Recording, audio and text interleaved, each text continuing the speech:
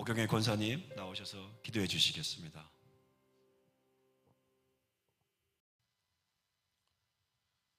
오늘날 예수님을 믿는 사람들이 오해하는 것이 있다고 하면 그것은 예수님을 믿고 죽으면 천국 가는 것으로만 생각하는 것입니다. 예수님을 믿고 구원받고 천국 가는 것만큼 중요한 것은 없습니다. 이것은 정말 놀라운 은혜이고 소식이고 우리가 양보할 수 없는, 놓칠 수 없는 좋은 소식, 복된 소식입니다. 그런데 죽었는데 천국이 없다고 한다면, 부활이 없다고 한다면 예수 믿는 사람이 가장 불쌍한 사람이라고 고린도전서 15장에서 말씀을 하고 있습니다. 우리가 가는 천국이요, 분명히 있습니다. 우리 주님 약속하셨죠. 만약에 천국이 없다면 우리가 믿고 있는 예수님과 복음은 거짓되는 것입니다. 그래서 예수님을 믿고 그분이 나와 성령님으로 함께 우리 가운데 연합되어서 주와 내 영이 하나가 되고 한 영이 된 사람은 천국 갑니다. 왜냐하면 못 갈 수가 없죠. 반드시 구원받고 천국에 들어갑니다. 이미 천국이 내 안에 와 있잖아요. 그렇기 때문에 우리는 가는 천국이 있고 와 있는, 이미 와서 내 안에 있는 천국이 있고 그리고 내 삶에서 누리는 천국이 있는 것입니다. 내 안에 이미 천국이 하나님의 나라가 임해 있어요. 그리고 하나님의 나라의 통치 가운데서 우리가 그 삶을 누리고 있다면 우리의 육신의 장막을 벗고 난 후에는요, 반드시 주님이 예비하시고 준비해 놓으신 그 영원한 천국에 들어가는 것입니다. 그러므로 우리가 예수 그리스도를 믿고 주와 연합되어서 한 영이 된 자는 이미 그 영이 구원받은 자요, 하나님의 의가 그 안에 있는 자요, 복음으로 성령의 능력 안에서 사는 그런 자이기 때문에 그 복음의 능력으로 변화된 삶의 증거들이 나타나게 되는 것입니다. 여러분, 복음은요, 그냥 우리가 생각으로 이론으로 정리한다고 해서 복음이 되는 게 아니에요. 이것이 복음이 될 수가 없어요. 복음은요, 복음에 의해서 변화된 사람의 삶의 모습이 증거되는 것이 복음인 거예요. 죽어서 천국 가는 것만으로 머물러 있는 것이 아니라 이미 살아있는 나의 삶을 통해서 이미 내 안에 와 있는 천국이 내 안에 있기 때문에 그 복음의 능력이 내 삶을 변화시키고 새롭게 하는 그런 삶으로 나타나도록 그렇게 된다는 거예요. 그래서 옆에 있는 사람들이 우리들을 볼 때, 야, 저 사람 어떻게 저렇게 달라졌을까? 저 사람 어떻게 저렇게 행복해질 수가 있지? 이런 질문을 가질 수 있도록 하는 거예요. 저 사람이 저렇게 어떻게 아름다울 수 있을까? 저 사람이 어떻게 맨날 저렇게 감사하며 살 수 있을까? 라고 하는 그런 질문과 그런 생각들을 할 수 있도록 해서 옆에서 보는 사람들이 놀라면서 감동을 받을 수 있도록 하는 것이 복음을 믿고 사는 사람의 삶의 모습이라는 거예요. 복음은 이론으로만 설명되는 것이 아닙니다. 복음은 어떤 말로 되어지는 것이 아닙니다. 복음은 그 복음 때문에 달라진, 변화된 사람으로 나타나는 거예요. 그래서 복음은 능력인 것입니다. 그리고 복음은 아름다운 거예요. 자, 그러면 우리가 예수 그리스도를 믿고 복음을 믿고 사는 자의 삶은 어떤 삶으로 나타나게 될까요? 오늘 말씀을 통해서 우리는 내가 복음을 믿고 있다면, 그리고 그 복음을 가지고 사는 사람이라고 한다면 우리의 삶 속에는 크게 세 가지의 것들이 오늘 본문 말씀을 통해서 볼 때 우리의 삶에 나타나야 한다라고 하는 거예요. 자, 그러면 복음을 믿고 사는 자의 삶을 어떻게 살게 되느냐라고 할 때, 첫째는 복음을 통하여 하나님의 은혜와 사랑을 온전히 누리는 것입니다. 복음이 우리 안에 오면요, 하나님의 사랑과 그 은혜를 깨닫는 거예요. 깨닫는 것뿐만 아니라 그 깨달은 하나님의 은혜와 사랑을 내 삶 속에서 온전히 누리는 것입니다. 이것이 복음을 믿고 사는 자의 삶으로 나타나는 거예요. 오늘 1장 16절 말씀 보세요. 내가 복음을 부끄러워하지 아니하노니 이 복음은 모든 믿는 자에게 구원을 주시는 하나님의 능력이 됨이라. 먼저는 유대인에게요, 그리고 헬라인에게로다, 이렇게 말씀합니다. 여러분, 이 복음이 유대인으로부터 시작해서 그래서 헬라인까지, 이방인들까지 이르게 됐다는 거예요. 먼저는 유대인, 그리고 헬라인, 그러니까 이방인들이죠. 결국은 남자든 여자든 어린이든 어른이든 피부 색깔이 다른 민족이든 인종이든 아무 관계없이 똑같이 유대인에게만 아니라 헬라인, 이방인들 모든 사람들에게 누구든지 예수 그리스도 안에서 예수님을 믿고 예수님을 고백하고 그리고 주님과 연합되어서 한 영이 되는 사람으로서 하나님의 이름, 예수 그리스도의 이름을 부르는 모든 자는 구원을 얻게 되는 거예요. 이것이 하나님의 은혜죠. 이것이 하나님의 사랑입니다. 이 말씀 속에 가득히 담겨져 있는 것은 하나님이 우리에게 이런 은혜를 베푸셨다는 것이고 하나님이 우리에게 이런 사랑을 나타내셨다라고 하는 거예요. 우리를 향한 하나님의 은혜와 사랑이 가득히 담겨져 있는 말씀이 오늘 16절의 말씀인 거예요. 그렇기 때문에 정말 복음을 통하여 그 사랑을 누리고 은혜를 붙잡는 것이 뭐냐 하면 바로 그것이 복음을 믿고 사는 사람의 모습이라는 거예요. 우리는 멸망받아야 마땅한 사람들입니다. 우리는 정말 소망이 없었던 사람들이잖아요. 우리는 구원받을 만한 자격이 없는 사람들이었습니다.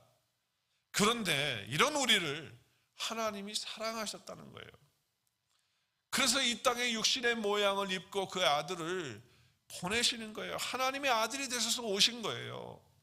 그분이 바로 예수님이시고 그 예수님이 오셔서 이 땅에서 복음을 전하시고 복음을 선포하시고 병든 자들을 낫게 하시고 그리고 천국 나라를 말씀하시고 그리고 모든 말씀들을 가르치셨잖아요. 그리고서는 그 모든 복음을 이루시기 위해서 십자가에서 친히 달려 죽으시고 우리의 죄값을 다 갚아주신 거예요. 지불해 주신 거예요. 그러므로 누구든지 예수 그리스도 안에 들어오면 예수 그리스도를 주로 믿고 고백해서 주와 한 영이 되게 되면 그 영이 거듭나서 하나님의 은혜로 구원받을 수 있게 된 것이죠. 이게 우리가 받은 구원이거든요. 이것은 전적인 하나님의 은혜입니다.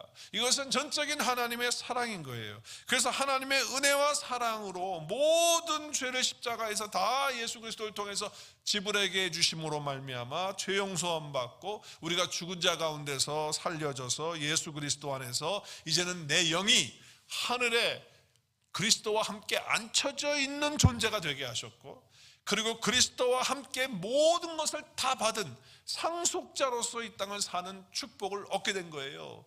이것이 주님과 연합되어 한 몸을 이루고 한 영이 된 자에게 주어지는 은혜이고 사랑인 것이죠. 자격 없는 우리가 그렇게 구원받은 거예요. 여러분 그 은혜를 아십니까? 여러분 그 사랑은 아십니까?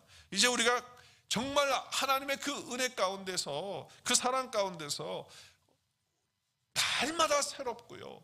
그리고 그 깨닫는 은혜를 통하여 누리는 저와 여러분이 되어서 우리가 정말 복음을 믿는 자로서의 삶을 나타내는 그런 은혜가 있어지길 바라요. 이 은혜와 사랑을 하나님께 말하면서 고백해야 됩니다. 예배하면서 하나님이 나에게 주신 그 은혜를 말하는 거예요. 그 사랑을 말하는 거예요. 우리가 찬양하면서 우리의 입을 열어서 주님이 하나님이 나를 이렇게 사랑하셨다. 하나님이 예수 그리스도를 통해서 나에게 이런 은혜를 주셨다고 우리가 찬양을 통해서 고백하는 거 아닙니까? 말씀을 들으면서 그 하나님의 은혜와 그 사랑을 깨달은 것만큼 말하는 거예요. 그리고 고백하는 거예요. 기도하면서 말하는 것입니다. 하나님이 나에게 이런 은혜를 주셔서 너무 감사합니다. 그 사랑이 무엇인지 고백하면서 우리가 기도하는 거예요. 때로는 눈물을 흘리면서 찬양하기도 하고 기도하기도 하는 것이죠. 왜냐하면 우리 안에 감격이 오니까요.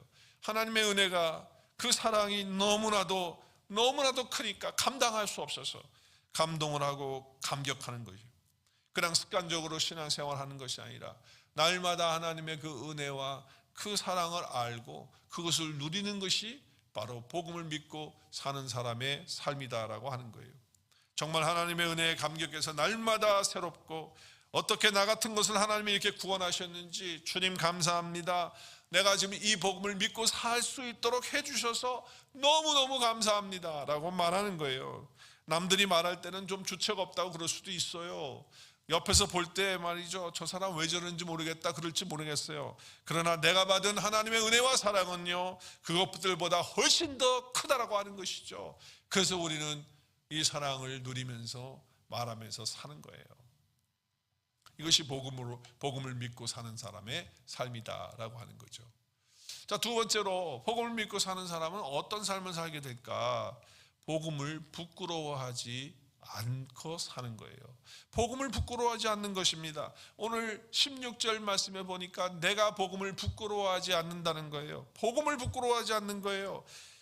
하나님의 은혜와 사랑을 사람들 앞에서 말할 수 있어야 되고요, 주저하지 않고 말할 수 있어야 돼요. 나는 은혜 받은 사람이다. 나는 하나님의 사랑을 받은 사람이다. 나는 정말 하나님의 자녀가 되었단 말이죠. 이렇게 당당하게 누구에게든지 말할 수 있어야 돼요. 내가 받은 복음, 내가 믿고 있는 이 복음, 부끄러워하지 않는 것, 이것이 바로 복음을 믿고 사는 사람의 자세이고 삶의 모습이다. 어떤 사람들이 이렇게 말하는 사람들이 있어요. 내가 말하고 싶은데, 하나님의 은혜를, 하나님이 받은 사랑을 말하고 싶은데 내 꼴이 지금 이 모양인데 어떻게 그런 말을 할 수가 있겠냐. 내가 만약에 여기서 하나님의 내가 자녀다, 내가 예수님 믿는다, 하나님의 은혜를 안다, 하나님 사랑을 안다라고 복음을 말하면 옆에 있는 사람들을 통해서 하나님의 영광을 가릴까봐, 하나님의 영광을 가릴까봐 내가 말을 못한다고 하는 그런 사람들이 있어요. 그게 바로 복음을 부끄러워하는 거예요. 여러분, 복음을 믿고 사는 사람은 그렇게 사는 것이 아닙니다. 복음은 내 행동보다도, 나의 어떤 행위보다도 먼저 나에게 임한 은혜잖아요. 그리고 그 사랑이잖아요. 그러니까 내게 어떻게 하든지, 내가 어떤 삶을 살든지, 지금 어떤 상황에 처해 있든지 상관없이 부어주신 하나님의 은혜이고 하나님의 사랑이고 축복이라는 거예요. 이 은혜를 먼저 받았다는 거예요. 그러니까 우리는요, 이 은혜를 선포해야죠. 이 은혜를 말해야죠. 왜 복음 앞에 부끄럽습니까? 왜 복음 전하는 것을 부끄럽게 생각합니까? 이것은 복음을 믿고 사는 사람의 올바른 자세이고 태도가 아닌 거예요. 우리 주님은 주님을 따라오는 제자들에게 갑자기 이런 말씀을 하셨잖아요. 사람들이 나를 누구라고 하느냐. 그러고 나서는 또 제자들에게 물으세요. 너희들은 나를 누구라고 하느냐. 그런 말씀을 하셨죠. 그리고 시몬 베드로가 신앙 고백을 하게 됩니다. 그리고 난 다음에 주님이 뭐라고 말씀하시냐면, 너희들이 나를 믿고 지금 따라오는데 정말 이 음란하고 약한 세대에는 나와 내 말을 부끄럽게 여기는 그런 사람들이 있게 된다라고 하는 것을 말씀하세요. 그래서 오늘 마가복음 8장 38절에 보면, 누구든지 음란하고 죄 많은 세대에서 나와 내 말을 부끄러워하면 인자도 아버지의 영광으로 거룩한 천사들과 함께 올 때에 그 사람을 부끄러워하리라, 이렇게 말씀해요. 이 말씀을 얼핏 들으면, 아니 예수님이 꼭 무슨 보복하는 것처럼 내가 좀 예수님을 부끄러워하고 예수님 말씀을 좀 부끄러워했다고 또 예수님도 그냥 보복하듯이 나를 부끄러워하는 그런 말씀으로 조금 오해할 수 있는 그런 부분이 있어요. 그렇지만 지금 이 말씀은 그런 말씀이 아니에요. 주님께서 이렇게 나와 내 말을 부끄러워하는 그런 사람은, 내가 그 사람을 부끄러워한다라고 하는 것은 바로 이제 앞으로 그 복음을 부끄러워하는 그런 시대가, 악하고 음란한 시대가 될 때 많이 있게 되는데, 그것을 당면하게 될 텐데 그때 부끄러워해서는 안 된다라고 하는 것을 강조하기 위해서 제자들에게 말씀하시는 말씀이라는 거예요. 여러분, 주님의 제자로 살아간다는 것은 그건 바로 자기 십자가를 지고 주님의 십자가의 길을 따라가는 것이 주님의 길이죠. 주님의 제자의 길입니다. 그것은 주님과 주님의 말씀을 부끄러워하는 그런 어떤 상황이 다다를 때도 부끄러워하지 않고 살아가는 것이 주님의 제자라는 거예요. 특별히 이 시대가 만일 음란하고 악한 그런 세대라고 한다면 더욱더 그렇다는 거죠. 그래서 이 세상에서 특별히 음란하고 악한 그런 세속의 한복판에 우리가 살다 보면 복음을 믿고 사는 사람들에게 끊임없이 직면하게 되는 사실이 무엇이냐면 바로 주님과 주님의 말씀을 부끄러워하는 그런 상황이 있게 될 것이라는 거예요. 그때 우리는 어떻게 되느냐? 예수님이 강조하시는 말씀이잖아요. 절대로 부끄러워해서는 안 된다는 말씀을 하시는 거예요. 그래서 사도 바울은 그 당시에 로마인들은 예수님을 믿고 복음을 믿는 것은 어리석은 것이다, 미련한 것이다, 이렇게 생각한 거예요. 그래서 예수님의 복음을 믿는 그런 사람들을 향하여 어리석은 사람들, 미련한 자들 이렇게 여겼던 것이거든요. 그런데 지금 로마에서 예수 그리스도를 믿고 있는 로마 교회 성도들에게 사도 바울이 편지를 하면서 지금 그 상황을 설명하는 거예요. 너희들이 지금 로마에 사는데 로마의 사람들은 복음을 부끄러워한다. 그리고 예수님을 믿는 것과 그리고 그분의 말씀을 믿는 것 자체를 어리석은 것으로 생각하고 있다. 자, 그런데 우리는 이제 복음을 믿고 사는 자들이니까 로마인들처럼 그렇게 복음이 어리석고 복음이 미련하고 그리고 그래서 그 복음을 믿고 사는 우리가 그것 때문에 부끄러워하는 그런 삶을 살아서는 안 된다라고 하는 말씀을 오늘 서신서를 통해서 말씀을 주고 있는 것이죠. 여러분, 마지막 때가 되면 될수록 음란한 세대가 됩니다. 악한 세대가 됩니다. 지금이 그런 때입니다. 내가 복음을 믿고 사는 자라면 내가 믿고 있는 예수님과 그 말씀을 주저함 없이 당당하게 부끄러움 없이 말하고 그리고 그 믿는 바를 설명하고 그리고 내가 믿고 있는 것들을 누리고 그리고 그 복음이 사실임을 삶을 통해서 나타낼 수 있는 저와 여러분이 될 수 있기를 바랍니다. 복음은 바로 그런 것입니다. 그렇기 때문에 여러분, 복음을 부끄러워하지 마십시오. 어떤 상황에서든지 예수 그리스도와 그 복음을 자랑할 수 있는 저와 여러분 될 수 있기를 주의 이름으로 축복합니다. 세 번째로, 주님을 믿고 사는 자는 어떤 삶을 살게 될까요? 복음이 모든 삶의 답이라고 믿고 말하며 사는 것입니다. 복음이 삶에 있는 모든 것의 해답이다 말이에요. 대답이다. 이것을 내가 믿고 말하고 고백하고 사는 거예요. 오늘 17절 말씀 보세요. 복음에는 하나님의 의가 나타나서 믿음으로 믿음에 이르게 하나니 기록된 바 오직 의는 믿음으로 말미암아 살리라 함과 같으니라 말씀합니다. 이 말씀은요, 복음이 대답이라는 거예요. 복음이 진정으로 우리 삶을 살리는 유일한 방법이라는 거예요. 왜냐하면 복음에는 하나님의 의가 나타났기 때문에. 여러분, 복음에는 모든 것을 온전케 하는 하나님의 의가 있어서 믿음으로 믿음에 이르게 하기 때문에 그렇다는 거예요. 그러니까 복음이 답이라고 하는 것이죠. 여기 의는, 하나님의 의는 누구를 가리키는 거예요? 예수 그리스도예요. 하나님의 의는 예수 그리스도예요. 복음은 예수 그리스도십니다. 그래서 그분이 나타나서 믿음으로 믿음에 이르게 하는 거죠. 그래서 우리는 예수 그리스도를 믿고 영접해서 함께 연합된 그런 모든 자들을 예수님은 어떻게 하시느냐? 의롭다고 하시는 거예요. 이게 바로 하나님의 능력이죠. 이것이 바로 복음인 거예요. 그래서 죄인에서 의인이 된 거잖아요. 하나님의 의이신 예수 그리스도께서 나타나셔서 그분이 행하신 모든 일들을 통하여 우리가 새로운 존재가 되면서 우리를 변화시키고 우리를 의롭다 하게 하셔서 의인 되게 하시는 놀라운 역사, 그 능력이 바로 복음이다라고 하는 거예요. 그래서 우리는 죄인에서 의인이 된 거예요. 복음은 모든 믿는 자에게 구원을 주시는 하나님의 능력이라는 거예요. 그래서 복음을 받은 자는 자기의 힘으로 된 것이 아니라 하나님의 능력으로 된 것이죠. 하나님의 의가 되신 예수 그리스도만을 통해서 된 것이기 때문에 그래요.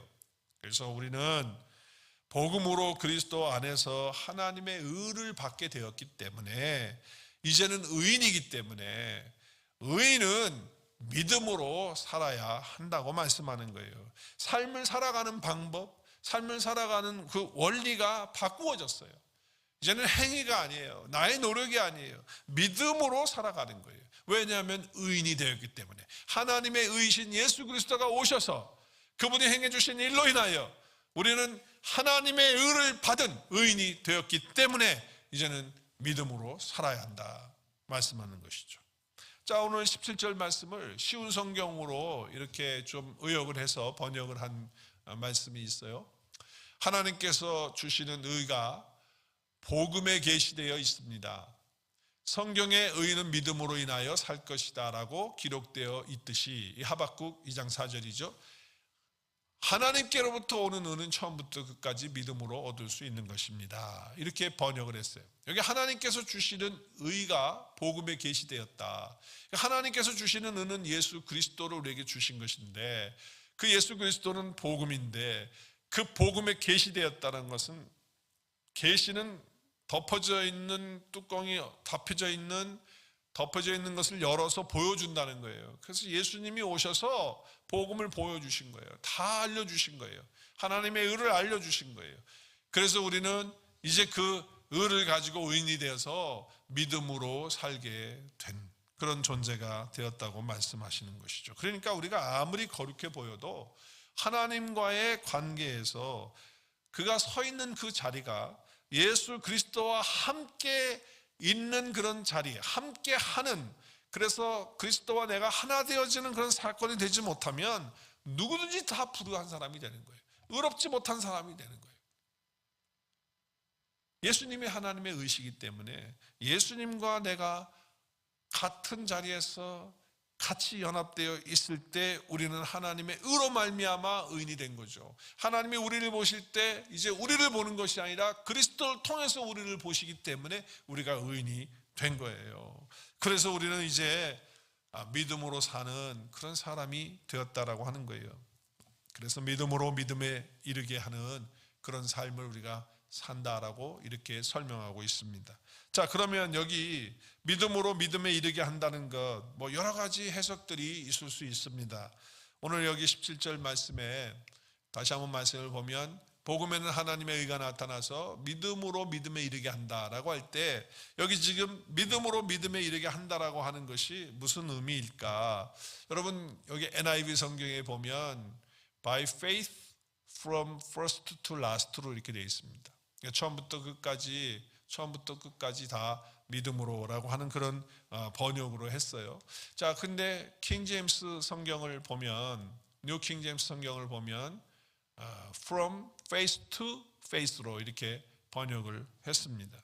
자, 그렇다면 여기 지금 오늘 믿음으로 믿음에 이르게 한다라고 하는 이 번역을 우리가 어떻게 해야 되느냐, 그리고 어떻게 해석해야 되느냐. 네, 여기 말씀에 보면 에피피스테오스라고 하는 문장과, 그리고 연이어서 에크로 한국말을 잘못 썼는데요, 에이스입니다. 에이스 피스틴. 그것을 직역을 하면 믿음에서 출발해서 믿음의 목적의 어떤 방향으로 가는 거예요.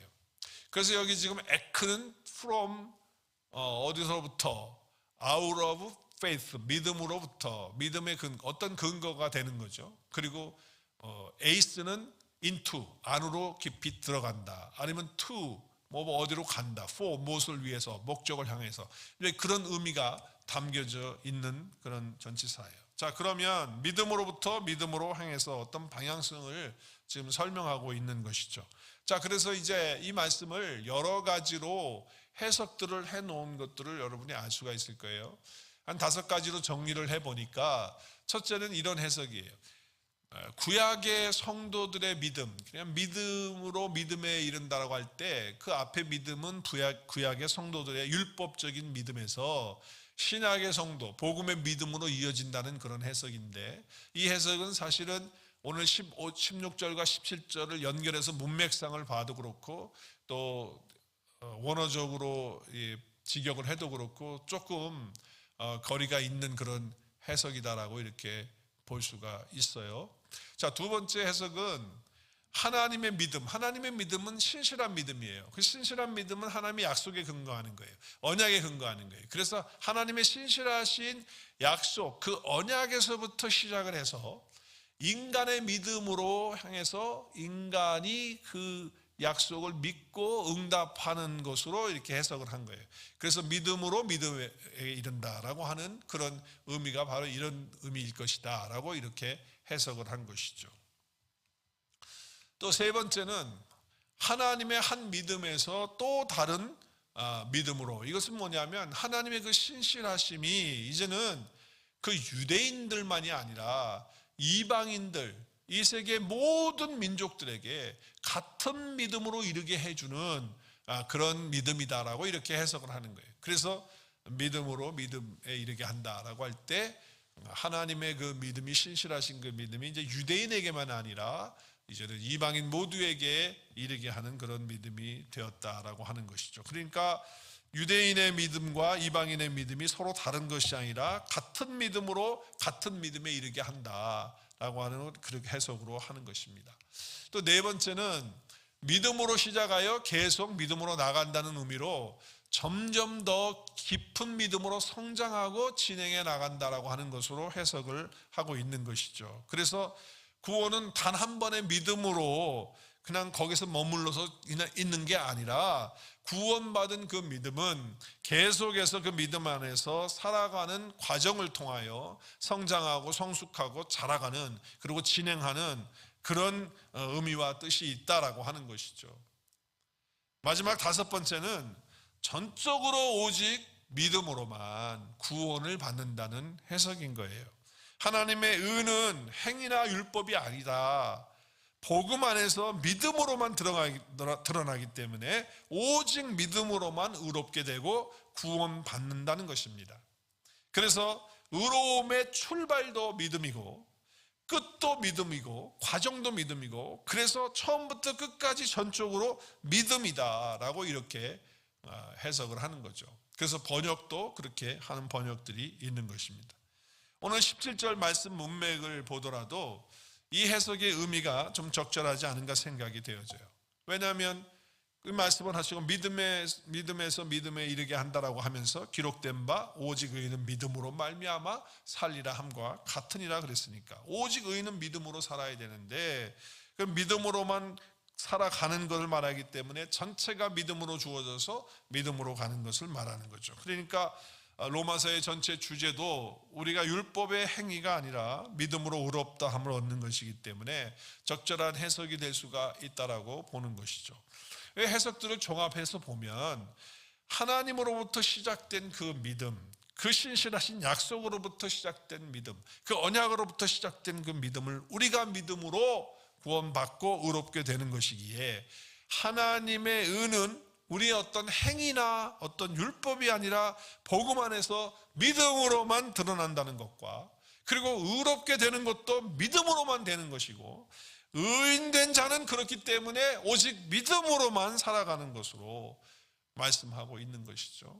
그래서 구원받기 위해서 한 번 믿는 것이 아니라 계속해서 믿음 안에 머물면서 믿음으로 살아가는 삶을 우리가 연습해서 강하고 견고한 믿음으로 성장해 가야 한다라고 하는 그런 전체적인 포괄적인 종합적인 그런 말씀의 해석으로 우리가 생각해 볼 수 있습니다.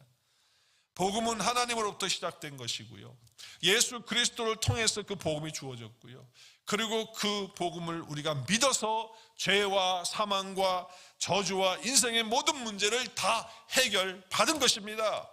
그러므로 복음이 모든 것의 대답이 된다 말입니다. 그리고 복음만이 길인 거예요. 복음만이 생명인 거예요. 그래서 복음을 믿고 사는 자는 복음이 모든 삶의 대답이라고 하는 것을 믿고 말하고 고백한다라고 하는 것이죠. 바로 복음을 믿는 사람은 그렇게 산다는 거예요. 복음이 모든 것의 답이다. 그것을 믿고 말하면서 산다는 것입니다. 복음이신 예수 그리스도께서 우리 죄를 위해서 대속하여 죽으실 때 우리가 갖고 있는 모든 문제 다 해결하셨어요. 죄와 사망의 문제, 우리 죄의 문제뿐만 아니라 우리 인생의 모든 문제들에 대한 것들을 다 지불하셨어요. 저주도 다 지불하셨어요. 테텔레스타이라고 하는 단어 지난 시간도 우리 함께 했지만은 테텔레스타이, 완전히 지불하셨다, 이루셨다, 지불 완료, 다 갚으셨다라고 하는 것이죠. 그래서 우리가 예수 그리스도를 믿음으로 말미암아 어떤 문제이든지 이제 다 해결된 거예요. 모든 문제에서 자유한 자가 된 거예요. 이것을 믿을 때 믿음이 정말 우리에게 능력이 되어지는 것이죠. 그게 믿음으로 믿음에 이르게 한다는 그런 의미일 것입니다. 그래요. 그래서 복음은 대답인 거예요. 복음이 길인 거예요. 그래서 복음을 믿고 내 것으로 취해서 내 것으로 붙들고 기도하고 어떤 상황이든지 믿음으로 말하고 선포할 수 있는 것이라는 거예요. 왜냐하면 복음 안에 있기만 하면 다 해결되는 것을 믿기 때문에 그래요. 복음만 있으면, 복음을 들어가면 그 개인의 인생의 삶이 뒤집어지고 바꿔지잖아요. 그 복음이 그 가정 안에 들어가면 그 가정이 바꿔지잖아요. 새로워지잖아요. 그 복음이 어느 공동체 안에 들어가게 되면 그 공동체를 변화시키잖아요. 이것이 바로 복음의 능력이라고 하는 거예요. 왜냐하면 복음은 모든 것에 답이 있기 때문에 그런 거예요. 이것을 믿고 사는 사람이 복음을 믿고 사는 사람의 삶이다라고 하는 것입니다. 삶을 복음으로 이렇게 이제 우리는 예수 그리스도를 믿기 때문에 그 복음을 가지고 이제 삶을 재해석하면서 살아가야 된다는 거예요.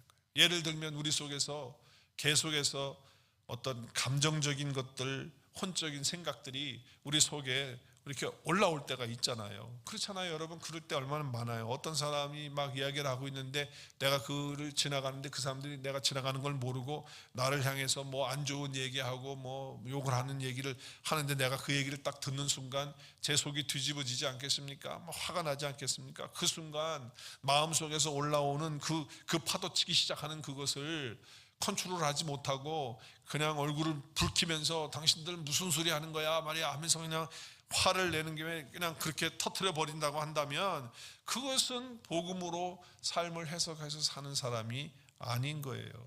복음으로 다시 그 이야기를 들었지만 그것을 조명해서 재해석하면서 저 사람들이 왜 저런 얘기를 하는 걸 나로 하여금 듣게 했을까? 대체 무슨 의미일까? 하면서 복음을 가지고 생각하는 것이죠. 그리고 내가 어떤 존재라고 하는 것, 그것을 다시 한번 붙드는 것입니다. 그것이 바로 복음을 믿고 사는 자의 모습인 거예요. 나의 삶 가운데 고난이 올 때가 있어요. 고난이 올 때가 있죠. 그러면 정말 힘들어요. 어떤 때는요, 막 그것 때문에 너무 힘들어서 짜증도 날 때가 있고요.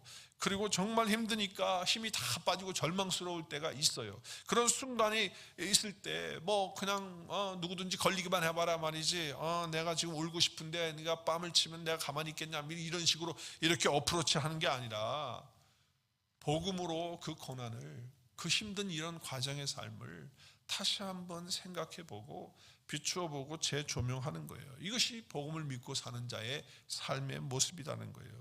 고난의 의미를 복음으로 재해석하는 거예요. 왜 하나님께서 이런 것들을 나에게 허락하시는가? 왜 나에게 이런 것들을 그냥 두시는가? 복음 안에서 어떤 의미가 있는가 하는 것을 살펴보는 것이죠.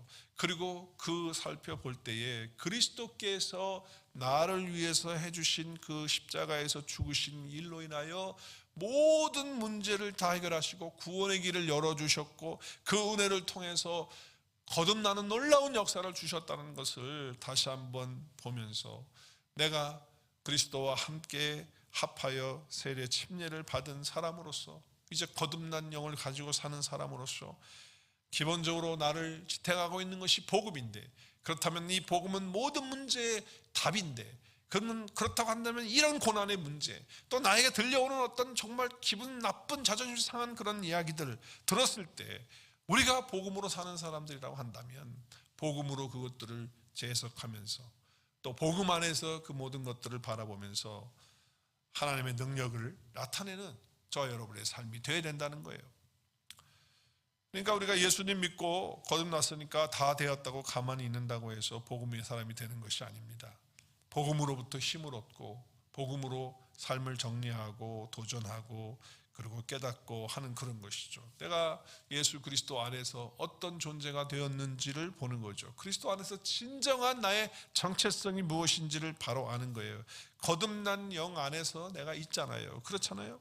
그러면서 내 안에 있는 것들이 어떤 것들인지 다시 한번 보면서 우리의 혼에 덮여져 있는 또 혼적인 것에 묶여 있었던 것들, 그래서 오랫동안 내 안에 자리 잡고 있었던 나의 어떤 행동의 방식들, 굳어져 있는 잘못된 습관들, 또 내 안에 숨겨져 있는 어떤 견고한 증거 같은 것들, 나의 안에 쌓여져 있는 나 나름대로 어떤 경험되어진 것들을 통해서 얻어진 내 생각의 어떤 틀, 그것이 내 몸 안에 배어져 있는 이런 것들을 하나하나 정리하고 하나하나 벗어내고 새 옷으로 갈아입는 그런 연습이 우리에게 필요한 것이라는 거예요. 그래서 우리는 이 혼의 것들을 정리함으로 우리 혼과 영이 일치되어지고 하나 되어지는 사건을 통하여 하나님의 영광을 보고 하나님의 능력을 경험하고 우리의 삶이 변화되어지는 것을 통해서, 야, 그렇구나, 복음이 모든 것의 모든 문제의 답이구나라고 하는 것을 말하고 그리고 선포할 수 있는 거예요.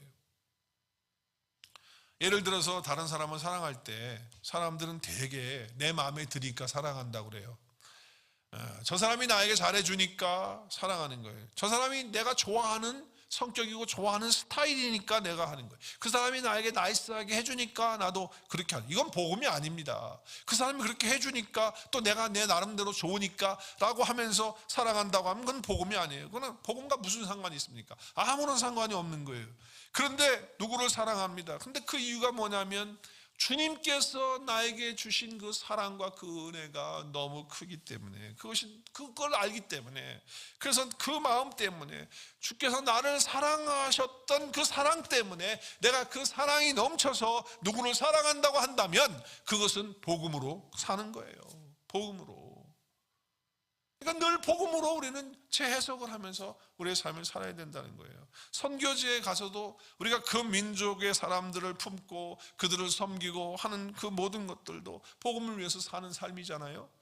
근데 그들을 사랑하고 그들 때문에 가슴 아파하면서 정말 저들도 우리와 같이 하나님의 은혜를 알고 복음을 알고 그 안에서 살도록 하기 위해서 우리가 그들을 섬기기 위해서 선교가 하는 거 아닙니까? 무슨 선교 가는데 그 나라 한 번도 안 가봤으니까 가서 한번 보고 나도 그 나라 어떻게 사는지 관광하고 구경하러 가는 게 선교입니까? 그게 아니지 않습니까? 정말 그들을 사랑하는 그 마음 때문에 가는 거 아니에요. 왜냐하면요, 아무것도 우리에게 돌아올 것이 없어요. 선교 가가지고요, 우리가 그들에게 사랑을 주고 우리에 있는 것들 다 주고 온들 그 사람들이 그걸 받았다고 감사해서 우리에게 돌려줘서 그때 우리에게 이렇게 베풀어줬으니까 우리도 이렇게 하겠습니다 라고 하면서 우리가 돌려받을 걸 생각하면서 합니까? 전혀 없는 겁니다. 아무것도 받을 거 없습니다. 또 우리 받지도 못합니다. 그냥 주고만 다 와야 되는 거예요. 그럼에도 불구하고 그렇게 하는 것은 주님의 사랑 때문에, 주님이 나를 그 사랑으로 나를 이렇게 만들어 놓으셨기 때문에, 그 복음이 나를 이렇게 변화시켰기 때문에 우리가 그렇게 하는 것입니다. 주께서 나를 위해서 십자가에서 죽기까지 사랑한 그 사랑이 내 안에 들어와 있기 때문에, 그래서 사랑하기 시작하는 것이 복음이라는 거예요. 그러나 내 본능상 좋아서, 내 눈에 좋아서, 나와 상관이 있기 때문에, 내 자식이기 때문에 내가 이렇게 해주면 뭐가 돌아올 것 같으니까 그래서 뭘 한다고 하면요, 그것은 복음으로 사는 삶이 아닌 거예요. 사랑할 수 없고 사랑을 줄 수도 없는 대상까지도 내가 사랑하는 그것이 바로 복음을 믿고 사는 사람의 삶이다 라고 말씀하는 것입니다. 이 마음과 능력이 어디서 옵니까? 예수 그리스도의 십자가와 그분의 부활의 그 복음에서 나오는 것입니다. 내가 복음을 믿고 복음의 사람이 될 때 가능해지는 것이라는 거예요. 하나님의 용서가 우리가 남을 용서하는 근거가 되는 거예요. 용서할 만하니까 내가 용서한다. 그건 복음 아니죠. 내가 그 정도는 용서해 줄 수 있으니까 용서해 주겠다. 그것도 복음이 아닌 거예요. 뭘 내가 용서해 준다는 거예요. 이런 용서는 복음이 없어도 하는 용서다 그 말입니다. 또 용서하지 않으면 안 되니까, 내가 용서하지 않으면 나에게 손해가 올지도 모르니까, 용서 안 해주니까 아내가 나한테 밥 안 해줄까 봐, 용서하지 않으면 내가 저 직장을 더 이상 다니지 못할 수도 있으니까, 그래서 용서하는 것은 그건 복음이 아니잖아요. 내가 정말 그를 용서하는 이유가 뭐냐? 도저히 용서 못하는 상황이지만 그러나 하나님께서 나를 용서하신 그 용서가 내 안에 경험되어져서 나 같은 죄인도 하나님이 용서하셨는데 내가 어떻게 남을 용서하지 못하느냐라고 하면서 내가 어떤 존재가 되었느냐라는 것을 바라보면서 복음으로 삶을 재해석하고 그 삶으로 실천해 나갈 때에 이것이 복음으로 사는 사람의 삶이다라고 말씀하는 것입니다. 내가 살아가는 가치가 정말 주님을 기쁘시게 하기 위해서 한다고 한다면, 정말 하나님을 사랑하는 그 마음 때문에 하는 것이라고 한다면 복음을 위해 복음으로 사는 사람이 된 거예요. 다시 말하면 복음이 그러니까 내가 그렇게 산다라고 하는 그런 정도가 아니라 진짜 복음을 믿고 복음을 의지하고 그 복음을 가지고 생각하고 재해석할 때 자기에게 오는 능력, 이건 차원이 다른 거예요. 이 회복의 능력, 치유의 능력이 예수 그리스도의 그 복음에서 오는 거기 때문에 그런 것입니다. 우리가 마음이 변민할 수도 있고요, 또 어떨 때는 갈등하고 힘들 때도 있습니다. 우리가 삶이 그런 삶이 다 주어져 있잖아요. 그때 우리가 폭발해버리고 발산해버리고 그냥 다 해버리고 나면 그건 무슨 복음으로 사는 것입니까? 번능과 갈등과 번민과 이런 모든 것들 때문에 주님 내가 힘듭니다, 어렵습니다, 참 마음이 답답합니다. 그리고 복음으로 비추어 보는 거예요. 주님이 나를 위해서 해주신 일, 하나님의 그 은혜가 무엇인지, 하나님이 나를 어떻게 사랑하셨는지, 예수님이 나를 위해서 무엇을 해주셨는지, 그것을 보고 내가 그걸 통해서 어떤 존재가 되었는지를 알면서, 그래서 은혜와 사랑으로 용서받은 자라는 사실을 깨닫고 예수 그리스도의 십자가에서 해주신 그 속량으로 인하여 내가 이런 존재가 되었다는 것을 붙들면서 주님 도와주세요 할 때 십자가와 그 부활의 복음의 능력이 우리 가운데 임하게 될 줄로 믿습니다. 여러분, 그러면요 우리 속에 감사가 회복되어지고요, 기쁨이 회복되어지고요, 사랑이 회복되어지고 용서가 회복되어지고, 그래서 내가 하는 것이 아니라 그리스도께서 복음을 통해서 우리 안에서 역사하시는 능력을 경험하게 된다고 말입니다. 그때 우리의 삶이 변하는 거예요. 그때 바꾸어지는 것입니다. 아름다운 열매가 나오는 거예요. 그래서 복음은 파워인 거예요. 그래서 복음은 능력이 되는 것이다 하는 것입니다. 복음만이 모든 것의 답이다 라고 이렇게 말하고 고백할 수 있는 것이죠. 오늘 말씀은요 딱 한마디로 우리가 말할 수 있을 것입니다. 오늘 설교 제목과 같은데요, 우리 같이 선포했으면 좋겠어요. 나는 복음을 믿고 사는 자이다. 시작. 나는 복음을 믿고 사는 자이다. 그렇습니다. 어떤 상황이든지 간에 굉장히 많은 어떤 일들이 직면할 거예요. 우리 상황 속에 몰려올 거예요. 우리 마음속에도 올 거예요. 2026년 한 해도 그런 해가 될 겁니다. 분명히 올 겁니다. 그럴 때마다 우리는 고백할 수 있어야 돼요. 나는 복음을 믿고 사는 자이다. 이렇게 믿음으로 말하고 고백하고, 나같이 자격 없는 자, 구원받을 수 없는 자, 하나님의 그 사랑과 그 은혜로 인하여, 그 십자가의 그 용서로 인하여 구원해 주신 그 은혜와 사랑에 감격하고, 그 은혜가 메마르지 않고 어떤 상황이 되어서도 그 복음 안에서 복음으로 내 삶을 다시 재해석하고 재조명하면서 복음이 모든 문제의 답이다 라고 믿고, 그리고 말하고 믿음으로 당당히 이기면서 하나님께 영광 올려드리는 저와 여러분 되실 수 있기를 주의 이름으로 축복합니다.